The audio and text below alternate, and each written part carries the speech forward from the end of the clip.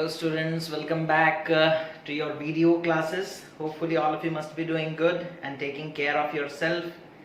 Fine students, today we will discuss an important topic, that is about dielectrics, and again we will discuss about what will be the capacitance of a capacitor when a dielectric is placed between the plates of a capacitor. Okay बच्चों, तो हम लोग आज dielectrics के बारे में बात करेंगे, है ना। डाइलेक्ट्रिक्स क्या है और इनका काम क्या है, ये किस तरीके से फंक्शन करेंगे, है ना। इन सारे चीजों के बारे में हम लोगों को डिस्कशन करना है। दैट इज डाइलेक्ट्रिक्स से हमारा आज का डिस्कशन स्टार्ट होगा, ठीक है। Dielectrics, okay. तो जैसा कि बच्चों आप लोगों को पता होगा, जो भी मैटर होता है, चाहे वो कंडक्टर हो चाहे वो इंसुलेटर हो, है ना, उनका जो बेसिक मतलब पार्टिकल होता है वो एटम होता है ना। हर चीज एटम से बने हैं। और अगर आपको याद होगा तो एटम में प्रोटॉन भी होता है, that is positive charge. Atom में इलेक्ट्रॉन भी होता है, दैट इज नेगेटिव चार्ज। और एटम में न्यूट्रॉन भी होता है, जिसका कोई चार्ज नहीं होता। तो हमें तो चार्ज पार्टिकल से मतलब है ना। हमारा पढ़ाई जो है वो चार्ज पार्टिकल्स के आसपास ही कंसंट्रेटेड है, ठीक है। तो एटम में पॉजिटिव और नेगेटिव चार्जेस होते हैं, लेकिन एक एटम में जितना पॉजिटिव होता है उतना ही नेगेटिव होता है, जिसकी वजह से वो ओवरऑल न्यूट्रल होता है। ओवरऑल न्यूट्रल होता है। जैसे कि सपोज हम बोलेंगे हाइड्रोजन का एटम, ठीक है। हाइड्रोजन के एटम के पास एक प्रोटॉन है, एक इलेक्ट्रॉन है, यानी कि +1 चार्ज भी है, -1 चार्ज भी है। +1 -1 को ऐड करेंगे तो 0। तो ओवरऑल न्यूट्रल है ना। हर एक एटम का यही कहानी है ना, कि एटम्स जो होते हैं वो ओवरऑल न्यूट्रल होते हैं, ठीक है। तो और हर चीज से एटम से ही हर मैटर बनता है, चाहे वो कंडक्टर हो, चाहे वो इंसुलेटर हो, है ना, चाहे वो सेमीकंडक्टर हो, कुछ भी हो बच्चों, सब चीज एटम से ही बनता है। मैटर जो है वो एटम से ही बनता है। और ये सब भी तो एक तरह के मैटर है, कंडक्टर, इंसुलेटर, सब, है ना। अब इतने चीजों को जानने के बाद कि कंडक्टर्स और इंसुलेटर्स मैटर है, मैटर एटम से बनता है, एटम में पॉजिटिव और नेगेटिव चार्ज दोनों होता है ना। एटम में पॉजिटिव और नेगेटिव चार्ज दोनों होता है बच्चों, ठीक है। इतना हम लोग पहले समझें। उसके बाद डाइलेक्ट्रिक्स क्या है, क्या वो कंडक्टर है या इंसुलेटर है? तो आंसर है कि डाइलेक्ट्रिक्स आर इंसुलेटर्स, ठीक है। अच्छा, अब इसे हम मिटा देते हैं। इंसुलेटर के बारे में थोड़ा डिस्कशन करेंगे, ठीक है। इंसुलेटर क्या होते हैं? इंसुलेटर होते हैं बच्चे वो सब्सटेंसेस, है ना। इंसुलेटर्स क्या होते हैं? इंसुलेटर्स वो सब्सटेंस होते हैं, ठीक है, वो सब्सटेंसेस जो अलाउ नहीं करते, does not allow charges to flow through them, charges to flow through them. मतलब इंसुलेटर्स भी तो एटम से ही बने होंगे, यानी कि पॉजिटिव नेगेटिव चार्ज उनके पास भी है, लेकिन वो चार्जेस को फ्लो करना अलाउ नहीं करते, वो उनका प्रॉपर्टी नहीं है, वो उनका बिहेवियर नहीं है।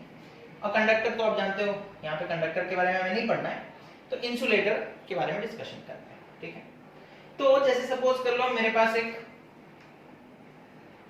जैसे ग्लास एक इंसुलेटर है, आपको पता होगा ग्लास, है ना।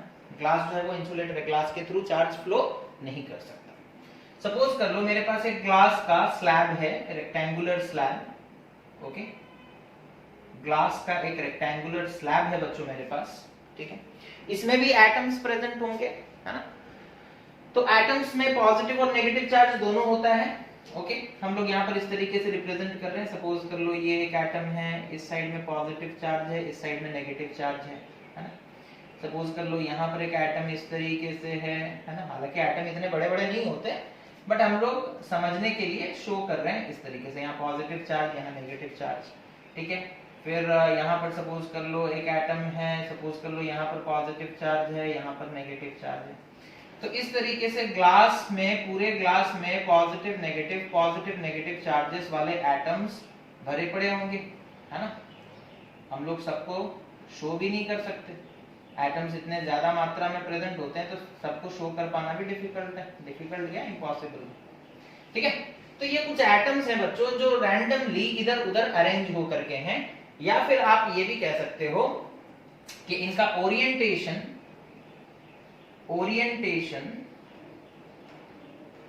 रैंडम है। मतलब ऐसा नहीं कि पॉजिटिव चार्ज सारे इस तरफ, नेगेटिव सब इस तरफ, ऐसा कोई अरेंजमेंट नहीं, रैंडमली अरेंज्ड है ना। ओरिएंटेशन मतलब अरेंजमेंट, ठीक है। तो उनका अरेंजमेंट कैसा है ना, उनका पोजीशन कैसा है ना, रैंडम है, ठीक है। अच्छा, अब अगर सपोज कर लो इनका ओरिएंटेशन रैंडम होने के वजह से, ठीक है, इनका ओरिएंटेशन रैंडम होने की वजह से, आपको पता होगा हम लोग पढ़े थे डाइपोल, है ना। आपको पता होगा हम लोग पढ़े थे डाइपोल। डाइपोल क्या होता है बच्चों ना, एक नेगेटिव चार्ज और एक पॉजिटिव चार्ज, और दोनों के बीच में बहुत कम डिस्टेंस होगा तो उसे हम लोग डाइपोल कहेंगे। एटम के केस में भी उसी तरह का सिचुएशन है, एटम बहुत छोटे होते हैं, उसमें पॉजिटिव चार्ज भी है, नेगेटिव चार्ज भी है, लेकिन तो डाइपोल क्रिएट होना चाहिए, नेट डाइपोल क्रिएट होना चाहिए, बिकॉज एटम्स में भी पॉजिटिव और नेगेटिव चार्जेस हैं, वो भी एक डाइपोल बन सकते हैं। बट होता क्या है प्रॉब्लम ना, सपोज कर लो ओरिएंटेशन रैंडम है, एक सपोज कर लो पॉजिटिव चार्ज इधर, नेगेटिव चार्ज इधर, दूसरे का सपोज कर लो नेगेटिव चार्ज इधर, पॉजिटिव इधर, तो ये पॉजिटिव और इसका ये नेगेटिव, ये दोनों एक दूसरे के इफेक्ट को कैंसिल कर देते हैं। रैंडम अरेंजमेंट होने के वजह से नेट डाइपोल मोमेंट जीरो हो जाता है, नेट डाइपोल मोमेंट जीरो हो जाता है, ठीक है। रैंडम ओरिएंटेशन होने के वजह से नेट डाइपोल, कोई डाइपोल क्रिएट नहीं हो पाता है ना, बिकॉज एक दूसरे के इफेक्ट को कैंसिल कर देते हैं। अरेंजमेंट रैंडम है, ओरिएंटेशन रैंडम है, इस वजह से ये होता है। बट अगर सपोज कर लो बच्चों, हम क्या करेंगे ना, इस ग्लास स्लैब के इस तरफ एक कैपेसिटर का पॉजिटिव प्लेट लगा देते हैं और ग्लास के दूसरी तरफ कैपेसिटर का नेगेटिव प्लेट लगा देते हैं, ठीक है। कैपेसिटर के प्लेट्स यहां पर हम लोग इस तरीके से लगा दिए, ये पॉजिटिव प्लेट है, ये नेगेटिव प्लेट है, ठीक है। अब क्या होगा, अंदर में जो एटम्स हैं या मॉलिक्यूल्स हैं, है ना, वो क्या करेंगे बच्चों ना, पॉजिटिव की तरफ ये पूरा एटम का जो नेगेटिव वाला साइड है वो अट्रैक्ट होगा, है ना, समझ में आ रहा है। इस एटम का भी अभी पॉजिटिव इधर था, लेकिन जैसे ही यहाँ पर एक पॉजिटिव प्लेट आ जाएगा, ये पॉजिटिव घूमकर इधर चला जाएगा, नेगेटिव घूमकर इधर आ जाएगा, अट्रैक्शन होता है पॉजिटिव और नेगेटिव। लेकिन ये लोग फ्लो नहीं कर सकते, बस अपना पोजीशन चेंज करेंगे, बस अपना पोजीशन वहां पर वो लोग क्या करेंगे, अरेंज करेंगे। तो होगा क्या, अल्टीमेटली हम लोग देखेंगे जो एटम्स और मॉलिक्यूल्स हैं वो सब इस तरीके से मान लो अरेंज हो गए, है ना, इस तरीके से सपोज कर लो अरेंज हो गए। सपोज यहां पर अरेंजमेंट हम लोग दिखा रहे हैं, जो ग्लास स्लैब के अंदर जो एटम्स और मॉलिक्यूल्स हैं उनका अरेंजमेंट। ये पॉजिटिव प्लेट है तो सारा नेगेटिव इधर, पॉजिटिव इधर, नेगेटिव इधर, पॉजिटिव इधर, नेगेटिव पॉजिटिव। इसमें भी दो पार्ट अगर हम लोग कर देंगे तो इधर नेगेटिव होगा, इधर पॉजिटिव, इधर नेगेटिव, इधर पॉजिटिव, इधर नेगेटिव, इधर पॉजिटिव। उसी तरीके से यहाँ पर भी इधर नेगेटिव, इधर पॉजिटिव, है ना, इधर नेगेटिव, इधर पॉजिटिव, इधर नेगेटिव, इधर पॉजिटिव। ओके, इस तरीके से अरेंजमेंट हो गया, है ना, इस तरीके से अरेंजमेंट हो गया। ओके, अब यहां देखो बच्चों, ठीक है, दिख रहा है तो, और थोड़ा पास ले लेते हैं, ये डायग्राम आप लोग अच्छे से देख लो, ठीक है। अब दिख रहा है मेरे ख्याल से, अभी सिर्फ हम इस डायग्राम पर फोकस कर रहे हैं, ओके, ठीक है। तो जैसे ही हमने यहां पर प्लस क्यू चार्ज और यहां पर माइनस क्यू चार्ज लगा दिया, ठीक है, तो जो ग्लास स्लैब के एटम्स और मॉलिक्यूल्स रैंडमली इधर उधर अरेंज थे, अब एक अरेंजमेंट डेफिनाइट मैनर में हम लोगों को मिला। अब अंदर में क्या हो रहा है देखो, ये वाला पॉजिटिव इस नेगेटिव को कैंसिल करेगा, इफेक्ट को कैंसिल करेगा, चार्ज को खत्म नहीं कर देगा। ये पॉजिटिव इस नेगेटिव के चार्ज के इफेक्ट को कैंसिल करेगा। उसी तरीके से यहाँ पर भी ये पॉजिटिव नेगेटिव अपने इफेक्ट को कैंसिल कर देंगे, ये पॉजिटिव ये नेगेटिव कैंसिल कर देंगे, ये पॉजिटिव और ये नेगेटिव कैंसिल हो जाएगा, ये पॉजिटिव और ये नेगेटिव कैंसिल हो जाएगा। ठीक है, तो ये खत्म, ये वाला खत्म, इन सब का इफेक्ट खत्म हो जाएगा। चार्ज तो रहेंगे बच्चों, हम लोग यहाँ पर मिटा दे रहे, दैट डजंट मीन कि आप बोलोगे कि चार्ज वहां से गायब हो गया, नहीं, चार्ज है, उसका इफेक्ट नहीं होगा, है ना, उसका इफेक्ट देखने को नहीं मिलेगा। तो जब ऐसे बीच वाले जितने भी चार्जेस थे उनका इफेक्ट अगर खत्म हो गया बच्चों, तो हम लोग देखेंगे सिर्फ एक्टिव कौन दिखेगा, किसका इफेक्ट दिखेगा ना, लेफ्ट हैंड साइड में एक नेगेटिव चार्ज है और एक्सट्रीम राइट हैंड साइड में इधर एक पॉजिटिव चार्ज है। तो हुआ क्या, इनको कैंसिल करने वाला कोई नहीं है, इनको कैंसिल करने वाला कोई नहीं है। तो होगा क्या, पूरा ग्लास स्लैब ऐसे बिहेव करेगा कि ग्लास स्लैब के अंदर पॉजिटिव से नेगेटिव की तरफ एक इलेक्ट्रिक फील्ड है, पॉजिटिव से नेगेटिव की तरफ एक इलेक्ट्रिक फील्ड है ना। सपोज इस इलेक्ट्रिक फील्ड का नाम हम लोग देते हैं EP, ठीक है। अच्छा, बाहर में देखो ये कैपेसिटर है, कैपेसिटर का एक इलेक्ट्रिक फील्ड होगा from positive to negative, suppose इसे हम लोग बोलते हैं E0, ठीक है। बाहर में भी एक इलेक्ट्रिक फील्ड है that is from positive to negative, जिसे हम लोग क्या बोले, E0, है ना। अब क्या हो रहा है बच्चों, देखो ना, बाहर का इलेक्ट्रिक फील्ड और इस इंसुलेटर का, यानी कि जो ग्लास है उसके अंदर एक इलेक्ट्रिक फील्ड, तो अब इस ग्लास के अंदर नेट इलेक्ट्रिक फील्ड कितना होगा, है ना, बिकॉज दोनों इलेक्ट्रिक फील्ड एक दूसरे के साथ इंटरेक्ट करेंगे।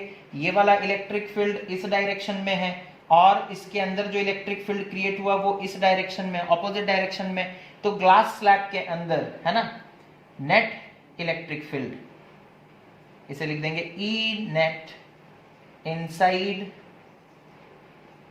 The glass slab, E net inside the glass slab कितना होगा बच्चों, E नेट को अगर हम E लिखते हैं तो E नेट कितना हो जाएगा, देखो E0 जो कि कैपेसिटर का इलेक्ट्रिक फील्ड है वो बड़ा है, यहां से लेकर यहां तक है और इसका मैग्नीट्यूड भी बड़ा है, तो E0 माइनस अंदर में इलेक्ट्रिक फील्ड कितना है EP, मतलब अंदर में जो इंड्यूस हुआ इलेक्ट्रिक फील्ड है ना, ये पॉजिटिव से नेगेटिव की तरफ, तो अंदर में टोटल इलेक्ट्रिक फील्ड कितना हो जाएगा, इलेक्ट्रिक फील्ड कैपेसिटर का इधर से इधर जा रहा है ना, इधर से इधर जा रहा है, ओके, और इलेक्ट्रिक फील्ड ग्लास स्लैब के अंदर एक प्रोड्यूस हुआ है, एक इंड्यूस हुआ है, वो इलेक्ट्रिक फील्ड इधर से इधर आ रहा है, तो अंदर में नेट इलेक्ट्रिक फील्ड कितना होगा, नेट इलेक्ट्रिक फील्ड EP नहीं होगा, नेट इलेक्ट्रिक फील्ड होगा इसका और इसका रिजल्टेंट, है ना, दोनों इलेक्ट्रिक फील्ड का resultant, okay.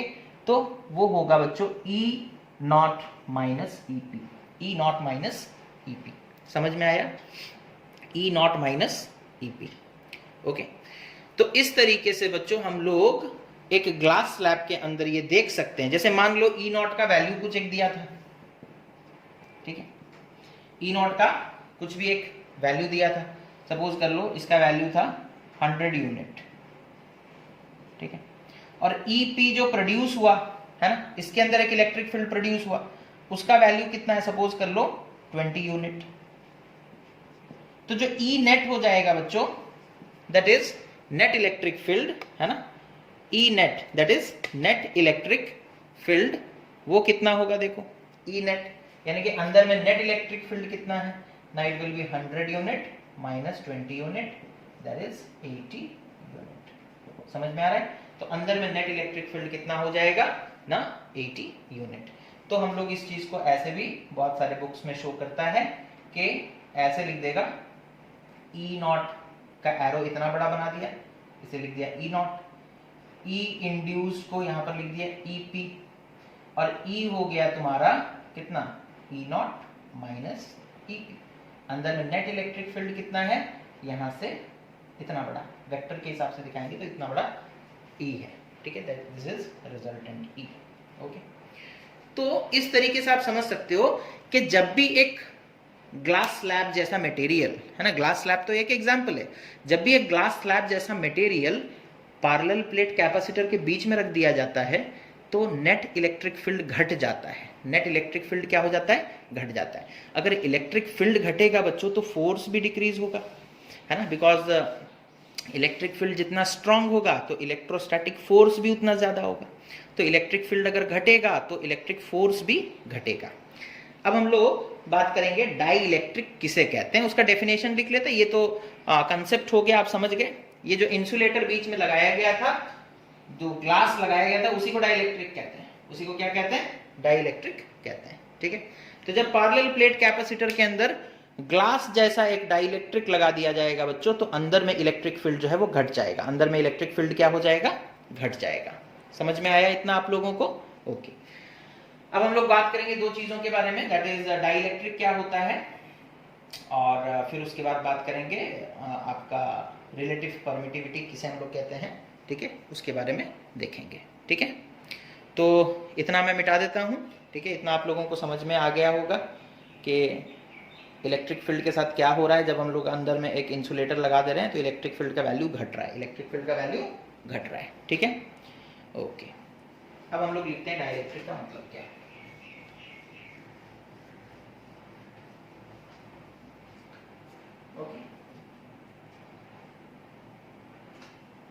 A dielectric is a substance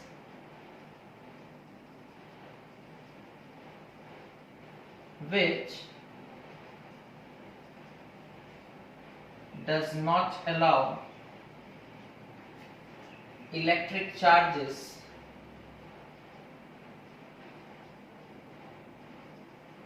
to flow through them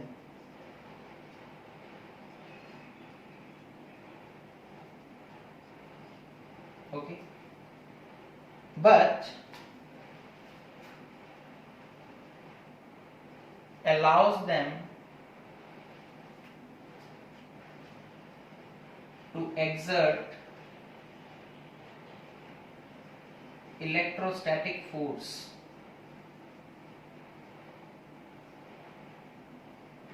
ठीक है, तो डाइलेक्ट्रिक क्या है बच्चों?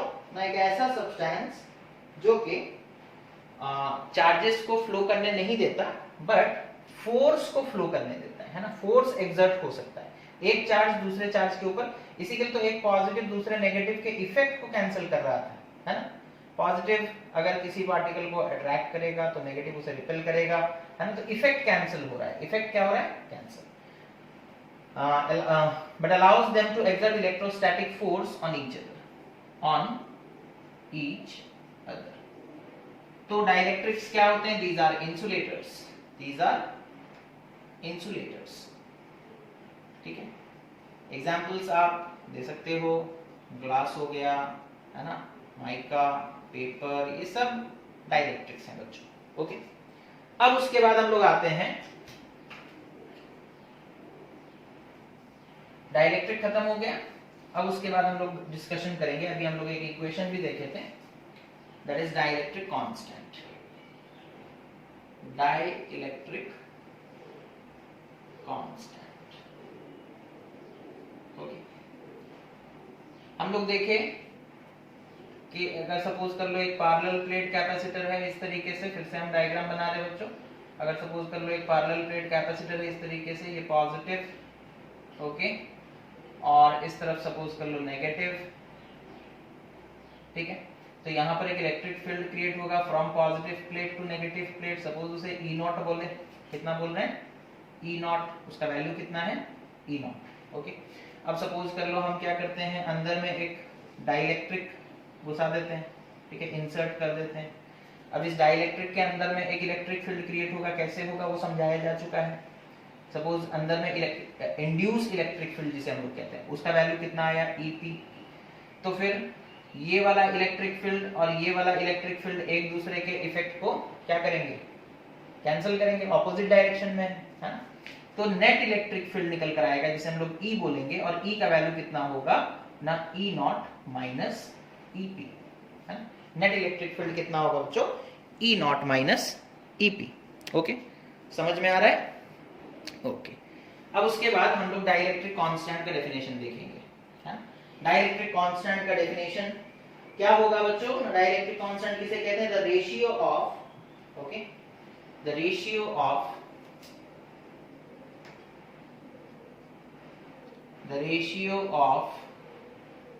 original electric field to the reduced electric field.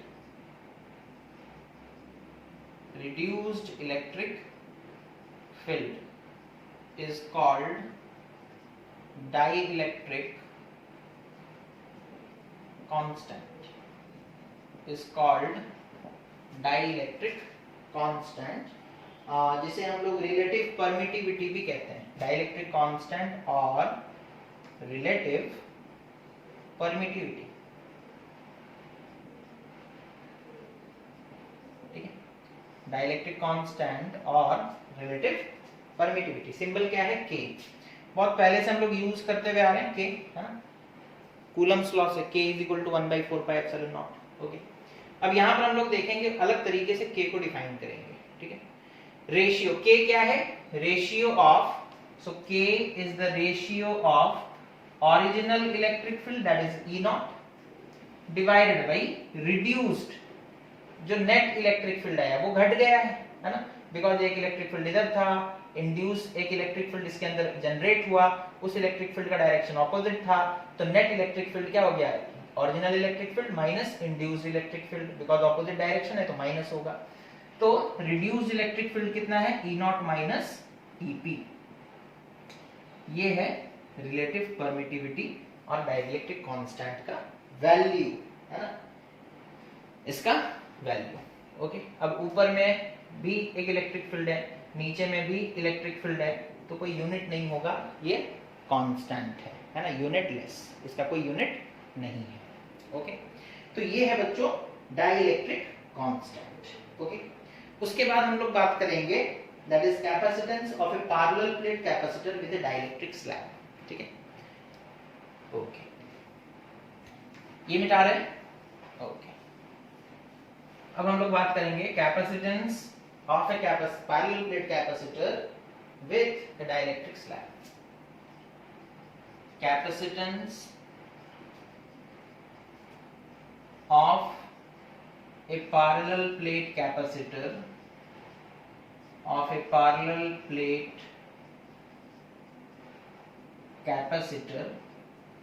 with a dielectric slab.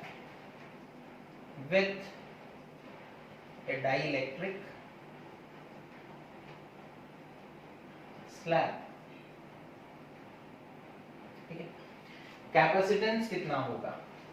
अगर हम एक कैपेसिटर बनाते हैं, पैरेलल प्लेट कैपेसिटर, और उसके अंदर कुछ नहीं है, मतलब एयर है, तो एयर का परमिटिविटी कितना होता है? Epsilon not. ओके, एयर का परमिटिविटी कितना होता है? Epsilon nought. तो यहां पर अगर इसके पास प्लस क्यू है, इसके पास माइनस क्यू है, तो इसका कैपेसिटेंस कितना होता था ना? Capacitance is equals to epsilon not A by D, where D is the distance between the two plates, A is the area, है ना. ये फॉर्मूला हम लोग पहले डिराइव कर चुके हैं. अब यहाँ पर सिचुएशन डिफरेंट है बच्चों. अब हम लोग बोल रहे हैं कि बीच में एक इंसुलेटर लगा देंगे. बीच में क्या लगा देंगे? इंसुलेटर लगा देंगे. अभी तो कुछ नहीं लगा हुआ था, ये एक प्लेट है, ये एक प्लेट है, उन दोनों के बीच में डिस्टेंस D है, तो कैपेसिटेंस इतना निकल कर आ रहा है. अब हम बोल रहे हैं कि नहीं, यहाँ पर हम लोग इसे खाली नहीं छोड़ेंगे, यानी कि एयर नहीं होगा बल्कि कोई दूसरा चीज होगा. जैसे कि एक हम लोग डाइलेक्ट्रिक लगा देंगे. क्या लगा देंगे? एक सपोज कर लो हम लोग यहाँ पर डाइलेक्ट्रिक मीडियम लगा दिए. अब डाइलेक्ट्रिक मीडियम आने की वजह से कैपेसिटेंस चेंज हो जाएगा, बिकॉज इलेक्ट्रिक फील्ड का स्ट्रेंथ चेंज हो रहा है. समझ में आ रहा है? तो क्योंकि इलेक्ट्रिक फील्ड का स्ट्रेंथ चेंज हो रहा है, तो पोटेंशियल भी चेंज होगा और कैपेसिटेंस भी चेंज होगा. ठीक है, पोटेंशियल भी चेंज होगा और कैपेसिटेंस भी चेंज होगा. ठीक है, अच्छा. जब डाइलेक्ट्रिक नहीं लगा था, सपोज कर लो तब, जब डाइलेक्ट्रिक नहीं था, सपोज कर लो तब, जो कैपेसिटेंस उसे C0 बोलते हैं, और उसका फॉर्मूला क्या होगा? Epsilon not A by D, है ना. अगर यहाँ पर कोई डाइलेक्ट्रिक नहीं होता तो कैपेसिटेंस कितना आता ना? Epsilon not A by D. Okay, लेकिन हम क्या कर रहे हैं, बीच में एक डाइलेक्ट्रिक को हम थोड़ा पतला बना रहे हैं. सपोज कर लो बीच में हम एक डाइलेक्ट्रिक लगा दिए. इस डाइलेक्ट्रिक का थिकनेस सपोज कर लो T. इस डाइलेक्ट्रिक पैरेलल प्लेट कैपेसिटर के बीच में डिस्टेंस है D, और इस डाइलेक्ट्रिक का थिकनेस कितना है T। ठीक है, कितना नोट करो, डाइलेक्ट्रिक का थिकनेस कितना है बच्चों T। ओके, अच्छा उसके बाद E not, that is E not क्या है ना, कैपेसिटर का ओरिजिनल इलेक्ट्रिक फील्ड है ना। E नॉट याद करो हम लोग कैसे निकाल सकते हैं, सिग्मा बाय एप्सिलॉन नॉट है ना। ये पहले से तुम लोगों को पढ़ाया जा चुका है कि अगर एक पॉजिटिव प्लेट होगा है ना, कैपेसिटर का हम लोग स्टार्टिंग में ही पढ़े थे, ये नेगेटिव प्लेट होगा, ठीक है।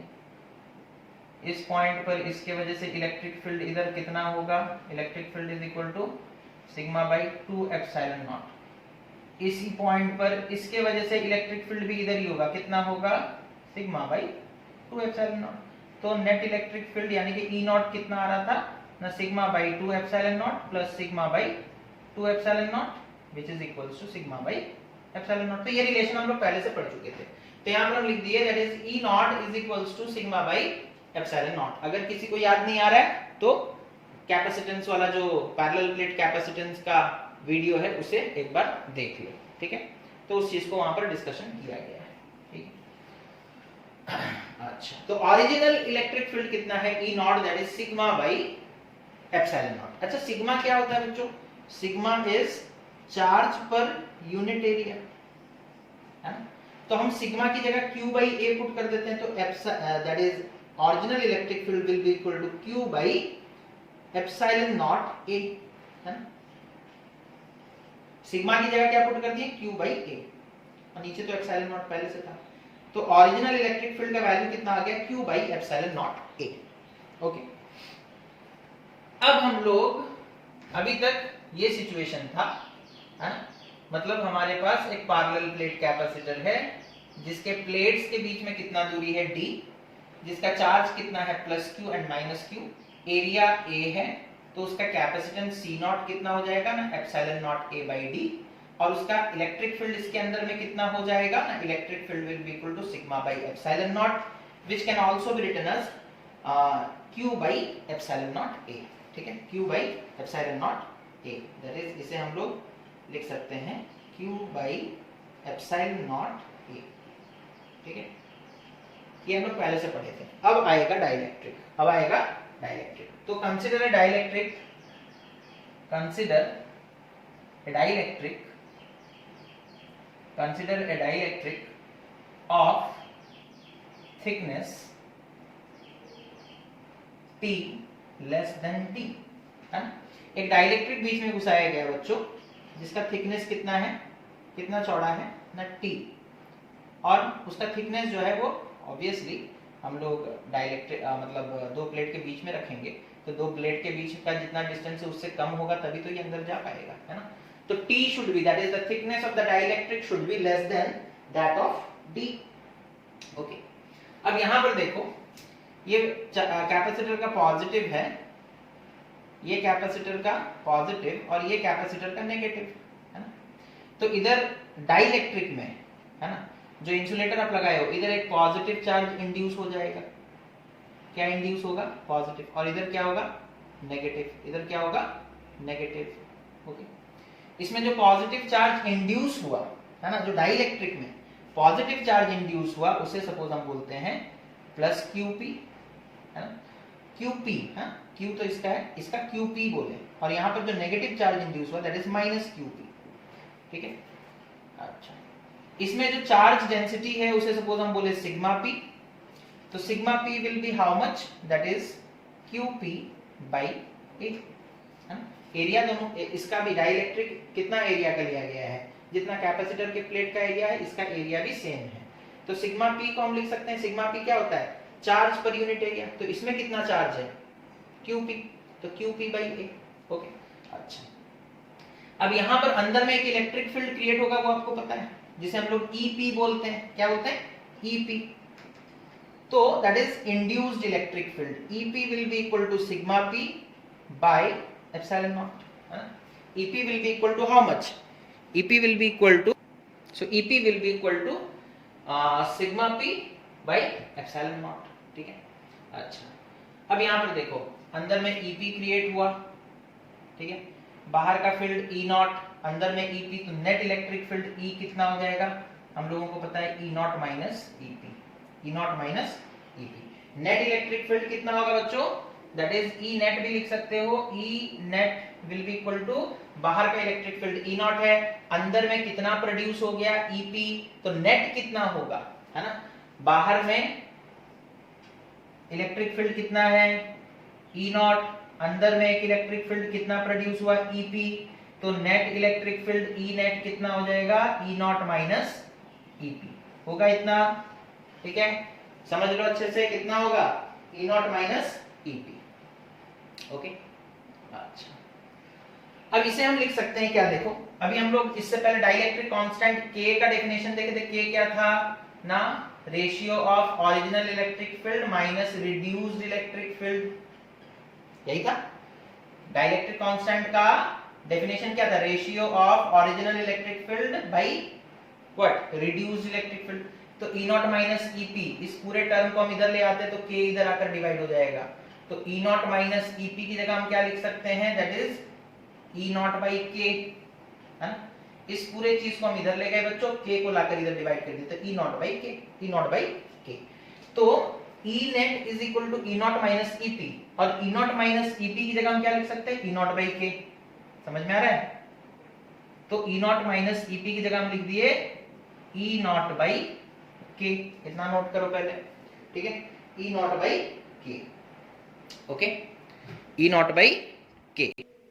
अच्छा अब देखो इतना हो गया, अब हम लोग एक और रिलेशन, फाइनली जो रिलेशन हम लोगों को यूज करना है, that is electric dielectric constant अंदर में इंसर्ट कर दिया गया है, तो इन दोनों का वोल्टेज चेंज होगा बच्चों, जो नेट वोल्टेज आएगा वो कितना होगा, वोल्टेज का फॉर्मूला आपको याद होगा, that is relation between voltage and potential difference in electric field, that is dv is equals to minus e dot dr, है ना, dr क्या होता था डिस्टेंस, e होता था इलेक्ट्रिक फील्ड, है ना।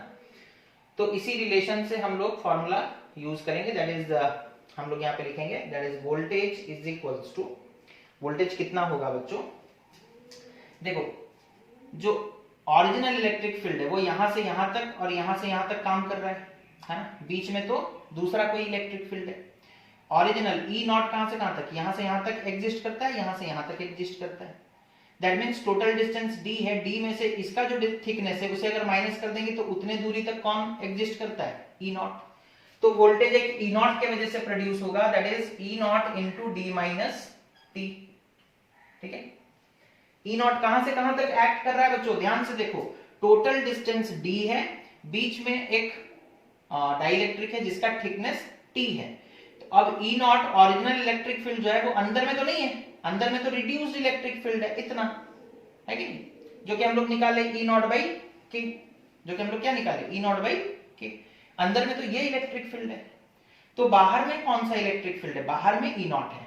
ई नॉट कितने एरिया को कवर करता है, कितने डिस्टेंस को कवर करता है, टोटल डिस्टेंस d है, इसका थिकनेस t है, तो d माइनस टी कर देंगे निकल जाएगा, तो voltage is equals to E nought into D minus T plus अंदर में कितना वोल्टेज होगा इसके वजह से, दैट इज अंदर में इलेक्ट्रिक फील्ड कितना है, that is E not by के, और उसका थिकनेस कितना है t, ठीक है। तो टोटल वोल्टेज का इक्वेशन ये निकल कर आएगा, है ना। अब इसे हम लोग सिंप्लीफाई करेंगे, है ना, इसे हम लोग क्या करेंगे, सिंप्लीफाई कर लेंगे बच्चों, ठीक है। तो इसे सिंप्लीफाई हम लोग देखो किस तरीके से करेंगे, इसे सिंप्लीफाई किस तरीके से करेंगे, देखो यहां पर ये एक टर्म है, ये एक टर्म है, दोनों में ई नॉट प्रेजेंट है, ई नॉट को कॉमन ले लेते हैं, तो v will be equal to E nought into अंदर क्या हो जाएगा d minus T plus T by K, d minus टी, यहां पर देखो पहला टर्म ये वाला है, दूसरा टर्म ये वाला है, दोनों में ई नॉट प्रेजेंट है, ई नॉट को कॉमन ले लिए, बाकी जो बचा अंदर लिख दिए, है ना, that is d minus T, इधर से बचा, इधर t बाई के बचा, तो उसे लिख दिया t बाई के, ओके। अच्छा अब ई नॉट का फॉर्मूला वैल्यू कितना था, E not is equals to q by epsilon not a, starting में ही बताया गया था, तो उसे पुट कर देंगे, तो v will be equal to q by epsilon not a इनटू d minus t plus T by K, ये निकल कर आएगा। ओके, तो वोल्टेज भी हम लोगों को पता चल गया कि डाइलेक्ट्रिक डालने के बाद वोल्टेज कितना है ना, ये इक्वेशन निकल कर आया। ठीक है, अब उसके बाद बच्चों कैपेसिटेंस निकालेंगे। तो कैपेसिटेंस का सिंपल सा फॉर्मूला है, that is capacitance okay is equals to Q by V है। अब जो कैपेसिटेंस है ये तो मतलब जब मीडियम तुम्हारा एयर था तब capacitance C nought is equal to epsilon not A by D, but अब तो वोल्टेज चेंज हो गया ना, बिकॉज आपने बीच में डाइलेक्ट्रिक घुसा दिया। तो अब हम लोग इसे लिखेंगे Q बाई D की जगह क्या लिखेंगे, Q by epsilon not A whole into D minus T plus T by K।